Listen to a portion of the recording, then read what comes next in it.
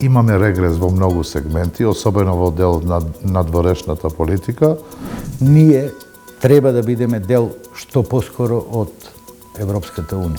Не сакам Македонија да остане како држава, барем додека сме работеле ние или јас додека сум работел, дека ете не сме до тој степен способни да направиме нешто за 40-50 илјади луѓе. Дали Али Ахмети создава своја финансиска империја и верна олигархиска структура која? Сега ќе одговарам на ова прашање.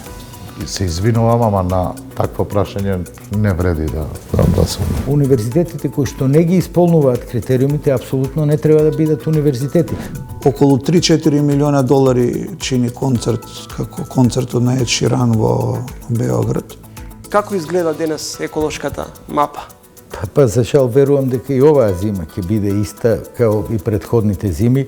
Ние релативно споро ги менуваме навиките кои што не доведоа до овие екстремни нивоа на аерозагадување. Следете го новото издание на Трилинг вечерва 20 часот и 45 минути.